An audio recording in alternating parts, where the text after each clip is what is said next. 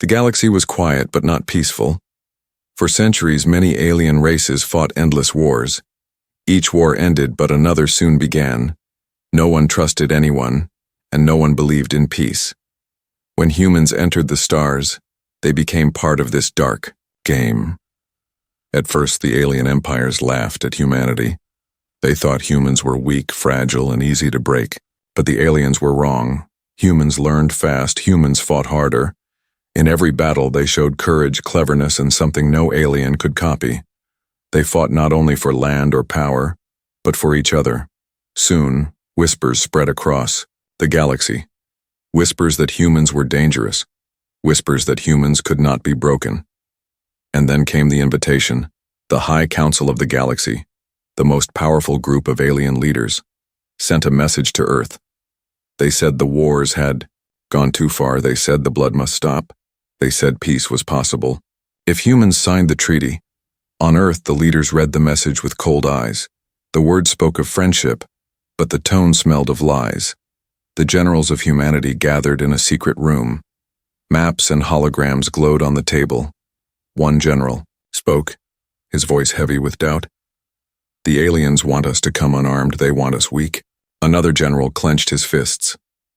Peace is good, but peace from them is poison. The highest commander, Admiral Reyes, stood silent for a long moment. Finally, he said one thing. We will go, but we will not go empty. And so humanity, prepared? They built a fleet of warships more than needed for a treaty.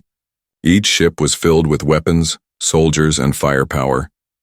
The aliens had asked for a meeting of peace, but humanity carried the tools of war, because humans trusted one thing above all: better to have weapons and not need them, than to need weapons and not have them.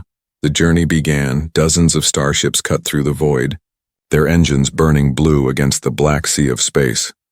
Soldiers walked the halls of steel, checking rifles, preparing armor, whispering prayers. Some were young, their faces pale with fear. Others were veterans, eyes hard like stone, ready for another fight. But all carried the same thought in their hearts. This treaty smelled like a trap. Inside the main flagship, the diplomats wore fine suits. They practiced speeches of peace, but their voices shook. They knew the truth too. The aliens were old, powerful, and cunning. They did not call humans for peace.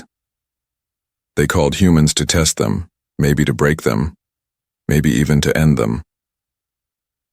As the fleet moved closer to the alien capital world, tension filled the air. Outside the viewports, stars shimmered like cold fire. Inside the ship, silence pressed on everyone's chest. The soldiers cleaned their weapons again and again. The diplomats reread their notes with shaking hands. Admiral Reyes stood tall on the bridge, his eyes locked on the alien world growing larger in the dark. It was a world of towers and fire. Alien ships circled it like wolves circling prey. Huge stations glowed with red lights, ready to strike at a moment's notice.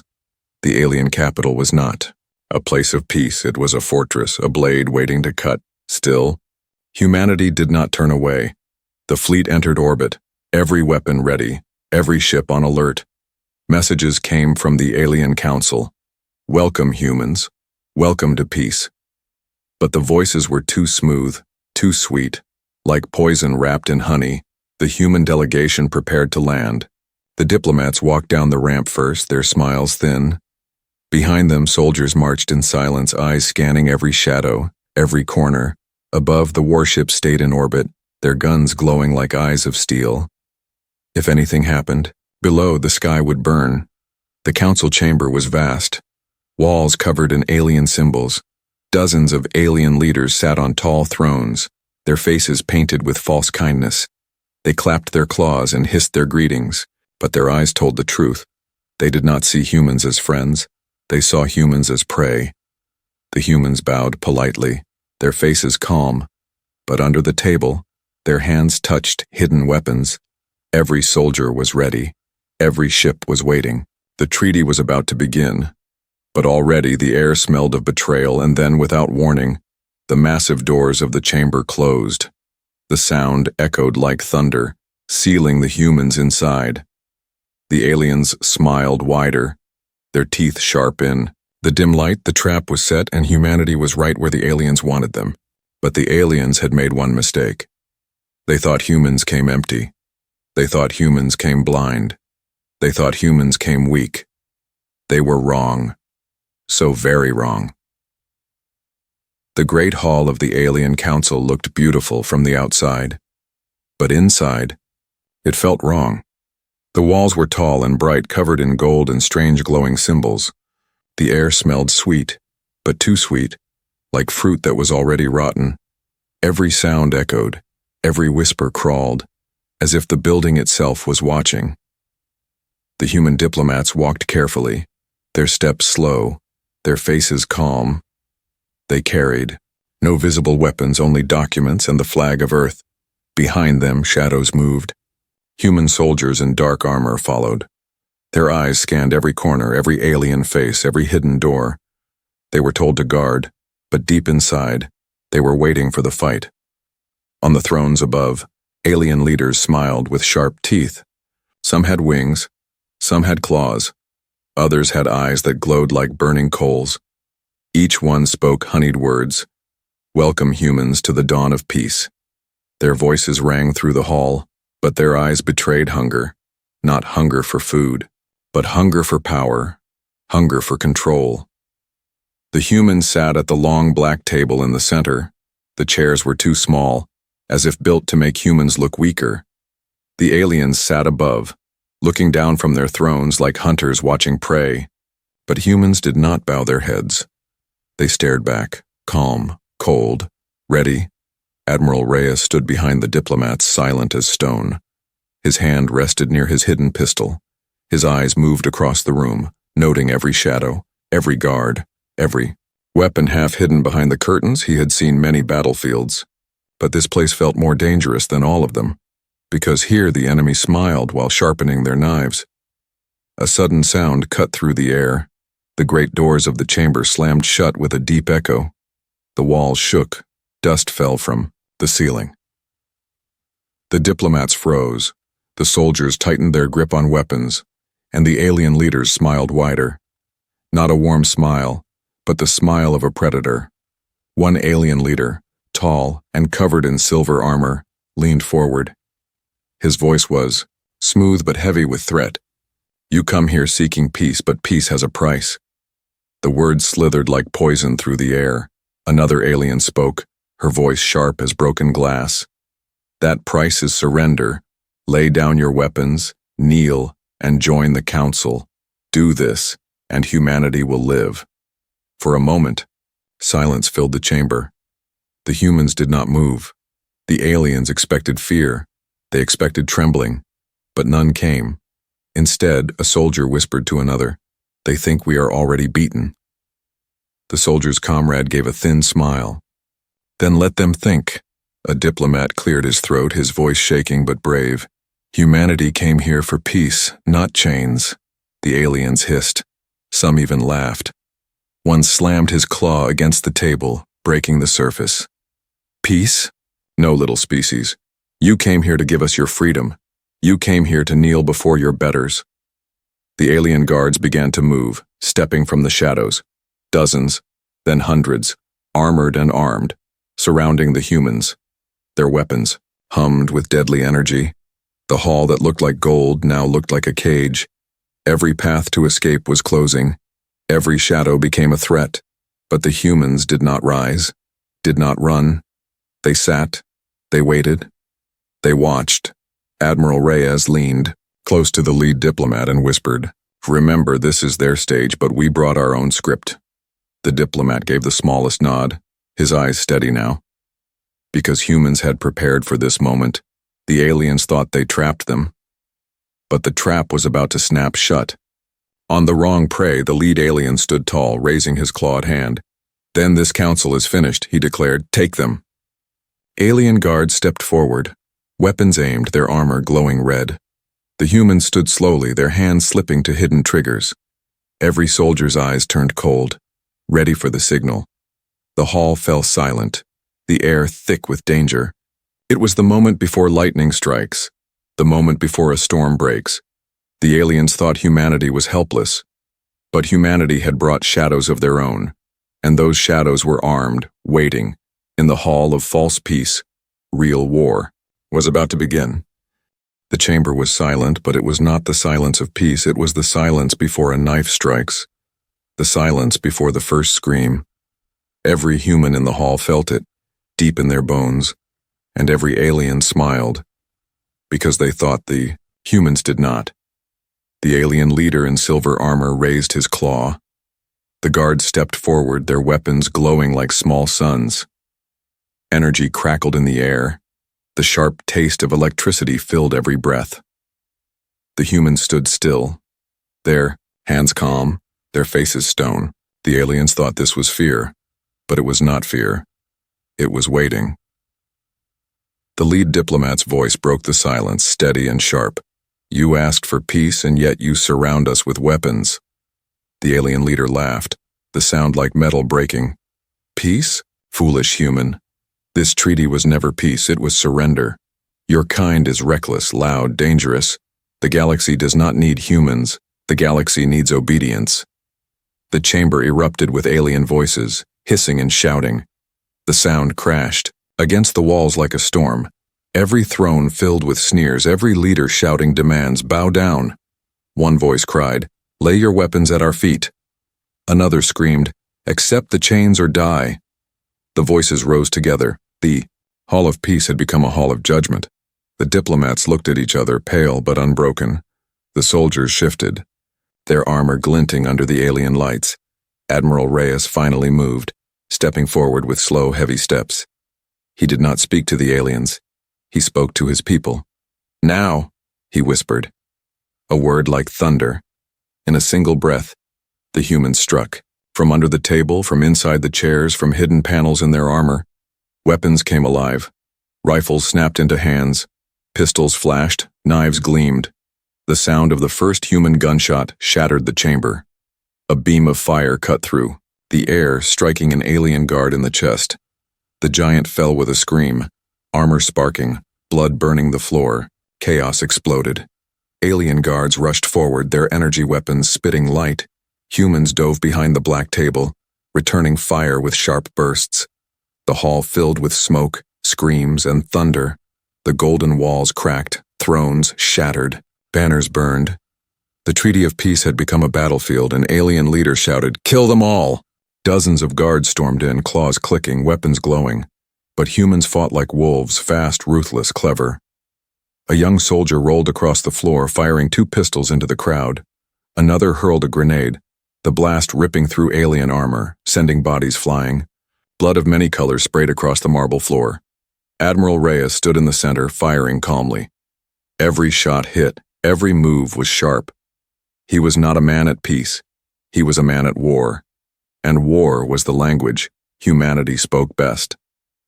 The aliens had numbers, the humans had fire, the aliens had strength, the humans had fury, and in that moment, the galaxy saw the difference. Humans did not fight for orders. Humans fought for survival. Humans did not fight because they must. Humans fought because they chose to. A massive alien beast charged, its body armored, its roar shaking the chamber. It swung its blade, crushing the table in half, but 3 human soldiers leapt together, firing at its weak spots. The beast fell, its roar turning into silence. The humans moved again, never stopping, never breaking, but the battle was not without cost. One soldier fell with a scream, cut down by alien fire. Another was dragged away by claws before he could be saved. The humans fought harder, their anger turning into steel. The aliens laughed less now, their eyes wide, their smiles broken. They had set a trap, but the prey had teeth. Above the chamber, hidden panels slid open. More alien guards dropped down, the air filled with wings and claws. The humans braced for the storm, but Admiral Reyes raised his wrist and pressed a button. Far above, in the orbiting fleet, the signal was received and the fleet answered. Human warships lit the skies with fire. Railguns roared. Missiles streaked like burning comets. The alien capital shook as explosions rippled across the surface. The battle had spread beyond the hall. The humans were not trapped. They were unleashed in the chamber. The aliens tried to regroup. One leader screamed over the chaos, "They cannot win, they are few, we are many." But even as he spoke, his words were drowned by the sound of more human gunfire, and by the sound of his own throne, exploding under a human charge. The humans pressed forward step by step. They fought with blood on their faces, with fire in their hearts. The council chamber, built for power, built for fear, was now breaking apart. Pillars fell, walls cracked, fire spread. And still the battle raged. At the far end of the hall, another door opened. A deep rumble shook the floor. Through the smoke, shapes emerged. Not ordinary guards, not ordinary soldiers. These were something bigger, darker, stronger. The alien empire's elite. Warriors bred only for killing. They marched in silence, their armor black, their blades glowing. The human soldiers stopped, their guns smoking, their bodies bleeding. For a moment even their courage shook, because these were no ordinary enemies. These were monsters made for war, and they were here to finish the trap. But Admiral Reyes only raised his rifle. His voice cut through the fire and smoke. "Then let's finish it," he growled. The humans lifted their weapons again. The aliens charged. The chamber shook, and the true battle began. Above the alien capital world, the sky was burning. What had begun as a treaty meeting had now become a war. Human warships circled in high orbit, their hulls gleaming silver against the black sea of stars. Alien fleets rose from hidden stations, a wall of fire and steel stretching across the void. The humans were few, only dozens of ships. The aliens were many, hundreds, thousands, their vessels like a storm of blades. From the planet below, the citizens of the Empire looked up and saw the heavens ignite. This was no peace treaty. This was Judgment Day. On the bridge of the flagship Resolute, Admiral Reyes stood tall. The floor rumbled beneath his boots as alarms wailed. Hollow screens lit the air with red warnings. Enemy signatures filled every display, swarming closer like locusts. "Admiral, they outnumber us 20-1, said the tactical officer, her voice sharp but steady. Reyes did not flinch. His eyes burned with iron. "Then we aim for 20 and we make them regret everyone," he replied. The order was given. Human railguns charged, their barrels glowing white. Missile bays opened, releasing swarms of weapons that streaked like fireflies across the stars. The alien fleet answered with a roar. Energy beams cut through the void. The first clash was thunder without sound. Light filled the dark, ships exploded, and the war in heaven began. The alien ships were massive, built like fortresses, but humans were clever. Their ships smaller, faster, sharper. Where aliens pushed forward with brute force, humans struck with speed. A human frigate darted between two giant cruisers, firing torpedoes into their weak joints. Both cruisers exploded, fire spreading across their hulls like veins of light. But the aliens pressed harder. Their ships formed lines, walls of death, their beams slicing through human shields. One human destroyer took a direct hit. It tore apart, breaking into burning pieces. Screams echoed through the comms before silence claimed them. Reyes closed his eyes for one breath, then opened them again, harder than before. "Mark their sacrifice, and make it count," he ordered. The fleet obeyed. Humans fought with fury. Each ship moving like a blade. They did not fight to survive. They fought to win, alien commanders shouted, their arrogance slipping. They had expected humans to bow. Instead, they bled, and yet kept fighting. From the council chamber below, alien leaders watched the battle through tall windows. Their claws tightened, their wings twitched, their false smiles were gone. They whispered in fear, "How are they holding the line? Why are they not breaking?" The answer was simple, though they could not see it. Humans were not fighting for power. They were fighting for existence, and that made them unstoppable. In orbit, the humans unveiled a surprise. From the flagship, hidden panels slid open. Inside rested railgun cannons longer than city streets. "Fire the spears," Reyes commanded. The weapons launched with thunder. Kinetic slugs shot across space at impossible speed. An alien dreadnought, larger than any human ship, cracked in half, its armor bending like glass. The explosion painted the sky red. But victory was not yet won. For every alien ship destroyed, 10 more appeared from hyperspace, the horizon filled with their numbers, endless and terrible.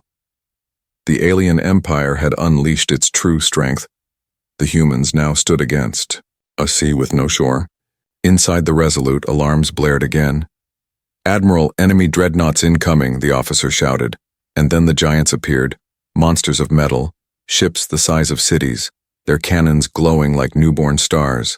They fired once, and a human cruiser vanished in light. They fired twice, and the fleet shuddered, shields cracking, hulls breaking. The void itself seemed to tremble under their power. Reyes gripped the railing, his face cold. These were the Empire's greatest weapons. This was the true trap, hidden until now. He knew the humans could not outlast such force in open battle. So he chose something else. "Break formation," he commanded. "Scatter and strike." Like knives in the dark, the fleet obeyed. Human ships split apart, weaving through the giants like wasps stinging a beast. Every shot was aimed at weak points: engines, joints, power cores. Explosions tore chunks from the dreadnoughts. But still, the monsters advanced. Their shadows fell across the human fleet like towers. One human battleship rammed a dreadnought head-on. The impact shook the stars, both ships tearing each other apart. The sacrifice bought a moment, but only a moment. From the surface of the alien capital, the sky now looked like fire raining down. Whole fleets burned. Debris fell like shooting stars. People in the streets screamed and prayed. No one could believe the humans still stood. No one could believe. The humans dared in the council chamber. The alien leaders roared in anger. "This is impossible," one cried. "They should have fallen hours ago. They are not fighting like soldiers," another hissed. "They are fighting like demons." But Admiral Reyes knew the truth. Humans were not demons, they were survivors. They would fight until the last breath, the last bullet, the last ship, even if the sky itself fell. And above the burning world, the sky was indeed falling. The dreadnoughts pressed closer, their cannons charging for one final strike. The human fleet was breaking, their ships bleeding fire, their weapons nearly empty. And then, across the comms, a message arrived. "Admiral, the weapon. We found something under the capital. It's worse than we thought." The voice came from the soldiers below, still fighting in the council chamber. Reyes turned, his heart like iron. "Hold the line in orbit," he ordered. "Because if that weapon fires, Earth itself will die." The screen lit with the countdown of the alien superweapon, and for the first time Reyes felt the weight of the galaxy itself pressing down. The sky was fire, the Earth was danger, and humanity stood between them both. And still they did not break. The alien capital burned, but humanity still stood. Above the planet, warships traded fire until the stars themselves seemed to bleed. Below, inside the shattered council hall, human soldiers fought among the ruins. Every wall cracked, every throne broken, every promise of peace turned to ash. But with every victory came loss. Every scream echoed louder than the cheers. Every soldier that fell left a silence behind. The cost of defiance was growing heavier with each passing breath. Admiral Reyes stood at the center of the council chamber, his rifle smoking. Blood, red, blue, and green, covered the marble floor. The air was thick with smoke and the bitter smell of burned flesh. Yet the battle was not over. It had only shifted. From the ruins of the council thrones, a hidden door had been forced open. And what lay beyond made even the bravest soldiers pause. A tunnel led downward, deep into the core of the alien capital. Strange lights pulsed from below, like the heartbeat of a monster. The humans followed, every step heavier, every sound sharper. They knew what they would find. A weapon, something vast, something terrible. And when they reached the chamber, their fears became real. It was a machine, larger than a city. It spread like black roots under the ground, wires and towers rising into the dark. Its core glowed with power, a sickly green light that pulsed with a countdown. Alien symbols burned across the walls, marking doom in every language. This was no simple weapon. This was a world killer. If unleashed, it would burn through space itself, striking Earth from across the stars, humanity would not just lose the war, humanity would be erased. The soldiers stood frozen, the hum of the machine echoing in their bones. One whispered, his voice trembling, "Why build something like this?" Another answered with grim certainty, "Not to win battles, but to end species." Above, the comms filled with static, then with the voice of the fleet, "Admiral, our ships are falling. We've lost another carrier." Another voice cut in, "The dreadnoughts are tearing us apart. We can't hold for long." Reyes closed his eyes, his jaw tight. The cost of holding the sky was blood, and they were paying it in oceans. But if the weapon below fired, all that sacrifice would mean nothing. The admiral turned to his soldiers. "Listen well," said, his voice like iron striking stone. "We may not survive this, but Earth must survive. That weapon cannot be allowed to fire, not once, not ever." The soldiers nodded, their eyes steady now. They were tired, they were wounded, but they were human, and humans did not break. The aliens knew humans had found the weapon. From tunnels on every side, enemy troops poured in. Not common soldiers, but elites, armored in black, their blades glowing red. They came without fear, without mercy. The chamber shook as war returned. Bullets met claws, grenades met shields, screams echoed once again. One human soldier charged forward with a cry. She carried no gun, only explosives strapped to her chest. She slammed into a group of elites, the blast tearing them apart. Her sacrifice cleared the path, but the cost was her life. Her name would be remembered, but her voice was gone. Another soldier dragged his wounded comrade toward cover. Blood poured across his armor. Yet he fought with one arm free, firing into the dark. He fell moments later, his body shielding the friend he could not save. The chamber became a graveyard, every inch earned with blood. Above, the fleet was breaking apart. Human ships fell like burning stars. Yet even as their hulls shattered, they rammed enemy vessels. One cruiser dove into an alien dreadnought, its reactor exploding in a sun of fire. Another battleship used its last missiles to cripple a giant carrier before vanishing in flames. The galaxy had never seen such defiance, such refusal to bow. Inside the chamber, Admiral Reyes fought with fury, every shot precise, every strike, filled with rage and resolve. But even he could see the numbers. The humans were fewer with each moment, the aliens endless. The cost was no longer just bodies. The cost was hope itself. And then the machine began to change. Its light grew brighter, its hum grew louder. The countdown pulsed across its core, a rhythm of doom. 5 minutes, maybe less, before the weapon fired. Earth itself hung in the balance. The soldiers looked to Reyes, their faces pale, their armor cracked. He did not hesitate. "We hold no matter what it takes. If one survives, one must reach that core. If none survive, then we die, making sure it never fires." The words settled heavy in the chamber. Yet in the silence that followed, the soldiers stood taller. They checked their weapons, their blades, their grenades, not because they thought they would live, but because they refused to die without meaning. They were not just soldiers. They were humanity's last shield. The battle raged again, louder, harsher, bloodier. The cost of defiance had never been so high.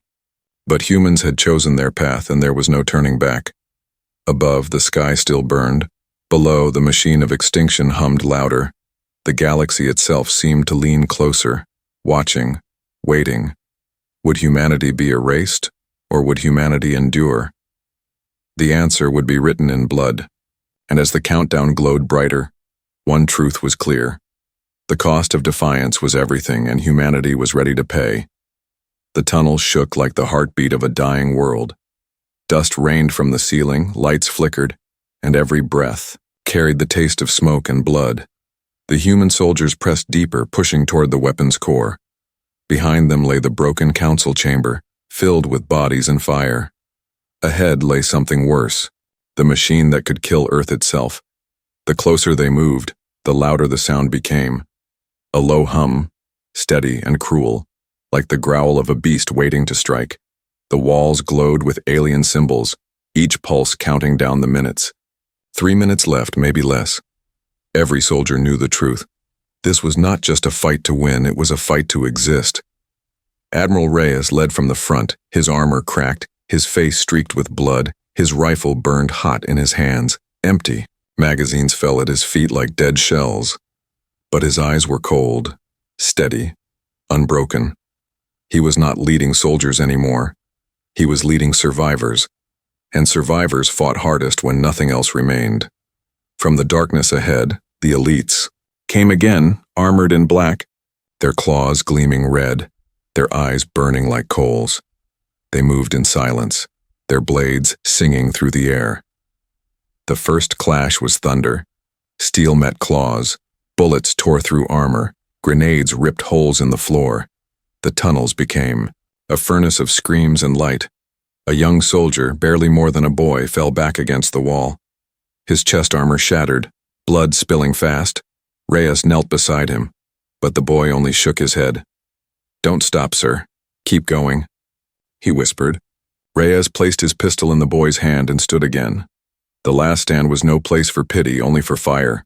The humans fought like cornered wolves. Every inch of tunnel cost blood. A soldier tackled an elite into the reactor pit, both vanishing. Into the glow, another pulled a blade from his chest only to swing it into an alien throat. They knew they could not all survive. But survival was no longer the mission. Stopping the weapon was all that mattered. The tunnels opened into the core chamber, and there it was, the heart of extinction, a sphere of burning light, pulsing with power. Towers of metal rose around it, feeding its hunger. The countdown burned. Across the walls, 2 minutes left. The chamber roared with the sound of power ready to break the stars. Reyes raised his rifle and fired into the towers. Bullets sparked uselessly against alien shields. Explosives were hurled. Blasts shook the floor. But the machine only grew louder, stronger, faster. It was built to survive, built to endure anything but destruction from within.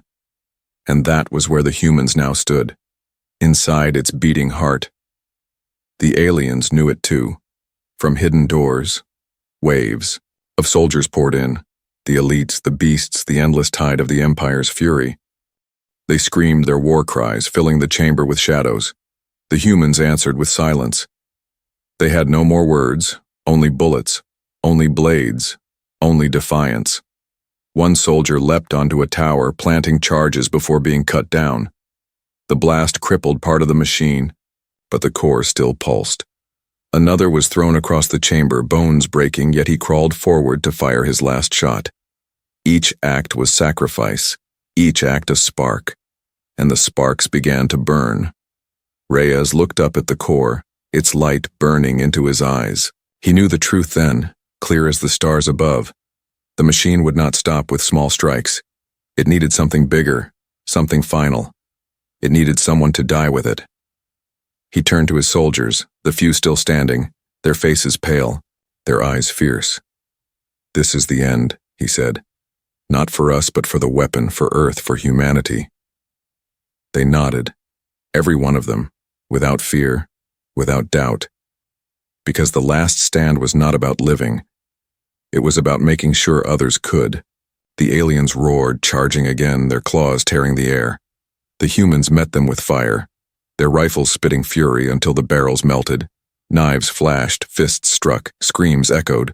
The chamber became hell, and still the countdown pulsed. 1 minute left. Reyes broke through the fight, pushing toward the core. Blades cut into his armor, fire seared his skin. But he did not stop. He reached the central platform, grenades and charges in his hands. He looked once at the light above, and in that moment he smiled, because he knew what it meant to be human. It meant to stand when all others fell. It meant to fight even when death was certain. It meant to give everything, so that others would live. He pressed the detonator. The charges armed, the core screamed. The aliens turned too late, their roars filled with rage and fear. The soldiers saw their admiral bathed in light, and then the chamber erupted. A sun was born underground.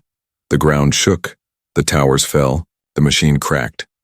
The countdown ended not in fire for Earth, but in fire for the aliens. The weapon was gone, broken, silenced, and with it, the last hope of the Empire's trap. Above, in the burning sky, the alien dreadnoughts faltered.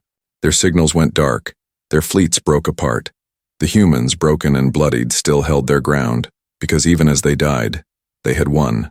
The last stand was over. The weapon was gone. But in the silence that followed, only a few humans remained. And Admiral Reyes was not among them. The alien capital world trembled. The ground split like broken glass, towers crumbled into dust, and the sky burned with falling ships. From deep below, where the world-killer weapon once glowed, a new sun had risen. Admiral Reyes was gone, but his fire had consumed the Empire's deadliest secret. For a long moment, the galaxy itself seemed silent. Every sensor, every eye, every voice froze. The countdown had ended, the weapon destroyed, and humanity still lived. Against every number, against every trap, against every lie they had endured, above the planet the surviving human fleet floated among ruins. Half their ships gone, the rest cracked and bleeding sparks. But those that remained still carried their banners. The black flag of Earth with its single star flying defiantly in the fire. On the bridge of the damaged flagship Resolute, smoke filled the air, panels sparked, crew lay wounded, but the ship still moved. The officers looked at one another, their voices hoarse. "We should be dead," one whispered. "We are not," answered another, her eyes burning with fierce pride. They all knew why, because humanity had refused to surrender. On the surface, the few soldiers left crawled out of the broken tunnels. Their armor scorched, their faces painted with blood and ash. They stood on the ruins of the council hall, once a place of false peace, now nothing more than a grave. They looked to the burning sky and raised their rifles in salute, not to themselves, but to the fallen who had bought this victory. The alien leaders were gone, their thrones shattered, their armies broken. Those who survived stared in disbelief at the humans. They had expected chains around human wrists. Instead, they saw chains broken. They had expected silence. Instead, they heard the roar of defiance across the galaxy. The message spread. Every signal, every channel, every whisper carried the same truth. The peace treaty was a lie. The Council's trap exposed. But humanity had turned the trap into a battlefield, and they had walked out alive. Worlds under the Empire's rule heard the story and trembled. If humans could stand against the Council and live, perhaps the Council was not unbreakable. Perhaps the Empire was not eternal. Perhaps fear was not the only answer. The survivors gathered in the ruins, their voices low but steady. One soldier whispered, "Did we win?" Another answered, "We are still here." And for humans, that was victory. To endure, to rise, to walk out of fire when no one believed it possible. The fleet drifted in orbit, scarred but unbroken. Ships that should have been wrecks still turned their guns outward, for the battle was not yet over. The Empire's fleets were scattered, their dreadnoughts crippled. But across the stars, other armies still waited. The war was not finished, only changed, yet something deeper had shifted. The aliens no longer saw humans as prey. They no longer saw humans as weak. They saw them as something else, something terrifying. A species that would fight until the last breath. A species that would bring weapons to a peace treaty. A species that would burn an empire before it bent a knee. In the quiet after the storm, the survivors gathered to honor Admiral Reyes. They placed his name into the records, carved not only in Earth's history, but in the galaxies. He had not lived to see the dawn, but his fire had lit it. His choice had turned despair into defiance. His sacrifice had become humanity's answer, and that answer was clear. The aliens had demanded surrender. The aliens had demanded chains. The aliens had demanded silence, but humanity gave them war. Humanity gave them blood. Humanity gave them fire. And in the end, humanity gave them fear. For the galaxy had learned a truth it would never forget. Humans were dangerous, not because of numbers, not because of strength, but because when the universe said kneel, humans stood. When the universe said die, humans fought. When the universe said end, humans answered no. The ruins of the alien capital smoked. The fleets drifted broken in the void.